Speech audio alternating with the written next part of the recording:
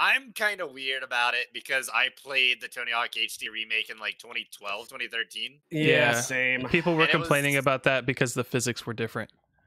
Yeah. Which is a very was key broken. part of this remaster, and that the physics won't be different because it's literally the same code that Neversoft used on the originals. Yeah, they ripped it I'm from so Tony Hawk excited. 2. Oh, it's gonna be so good. So they literally they took the original engine code from the fucking PlayStation game, lifted it, looked at it, and said, "All right, now we need to just modernize this a little bit, but we're gonna keep everything about the engine that we can." What the fuck, man? Like reverse engineering an old game to make a remake? That is goddamn dedication. That is how you know that we're gonna get something good. And it looks fantastic. Like when I first heard that Tony Hawk 1 and 2 were getting remastered, I thought it was going to be one of those, like, you know, spiffy up the textures and the lighting a little bit, you know, make sure it runs at a higher res and frame rate. But I did not expect it to look as good as it does and still run on the OG code. That's so cool. Yeah. So I started playing through Tony Hawk 1 already today. I already getting ready, getting prepared through the old ones again. Yeah, nice. I'm gonna play up to Thug 2. Like this weekend, probably tomorrow. I can probably beat Tony Hawk 3, 4, Thug 1, Thug 2 in a day. Yeah. I'm pretty sure I can do that. I used to grind those games so hard. So, Dave, where do you land on Thug, Tony Hawk's Underground? Because to me, that's when the series died. Like Tony Hawk, you're wrong. I love the first. I love the first Tony Hawk's Underground. I always hear that, but I fucking hated Tony Hawk's Underground. Like, to me, it was less about the gameplay and more about the spectacle of, oh, look, we're doing stuff that you saw in Jackass. I'm like, great. But if I wanted that, I'd just watch Jackass. I don't need that in my Tony Hawk. Like, they had this weird, like, fucking marriage of Tony Hawk and Bam Margera. I did not appreciate it. It's the levels, man. Like, the airport. Like, there's so many. The airport was rad. Like, Tony Hawk Underground 2 had some of the best level design of any of the games. That's the reason why I think Thug 2 is when it stopped. And then it randomly was really good for American Wasteland years later. That's the only other game after Thug 2 I'll play is American Wasteland. Yeah. Thug also had like top 10 anime betrayals of all time level story too. Yeah.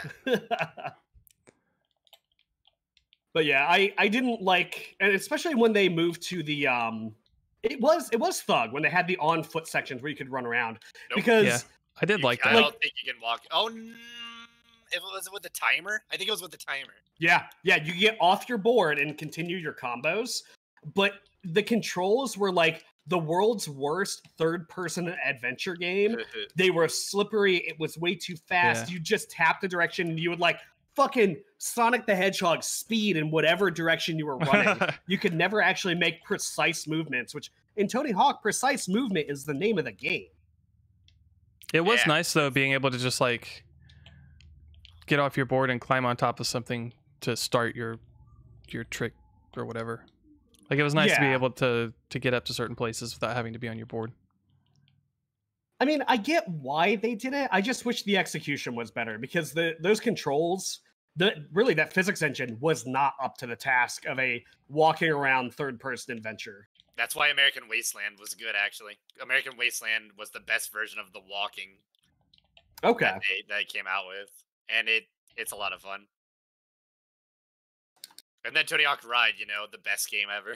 Oh my god, I remember that shit. I actually almost bought that for the Wii, and until I read some reviews. When that game came out, and man, I had so many skateboards in my back room from trade-ins. Oh, dude. We were like sticking Tony Hawk Ride skateboards in like the ceiling because we had no places to put them. So we would like put them in like the tile ceiling and stuff. Holy shit! God, like rock band stuff. Yeah, that game was interesting. Nice. I mean, it's a good idea. My favorite part about Tony Hawk Pro Skater 1 though was the complete difference in the levels. Like you had the normal shit like warehouse, like school, or I guess school was 2.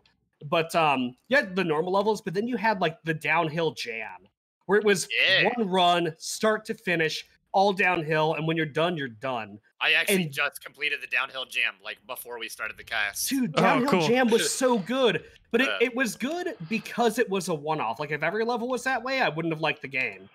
But because it was just different enough, it worked. It had just a little bit of flavor, a little bit of texture to that game. You need those levels every once in a while.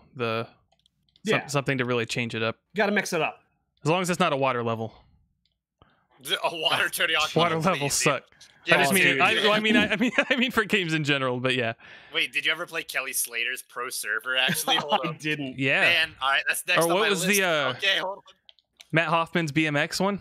I have a BMX, Sean Palmer's dude. snowboarding. And then there was another BMX. I can't remember the other guy. Dave Mira BMX. Dave Mira, yeah. Dave Mira.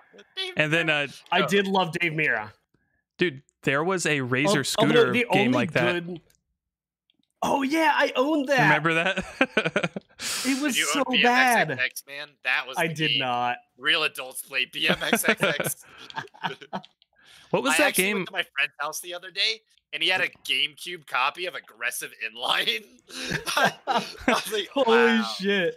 I miss that. I miss action sports games being like a popular genre. Yeah, same. So Dave Mira was probably my favorite, like, Tony Hawk Pro Skater clone.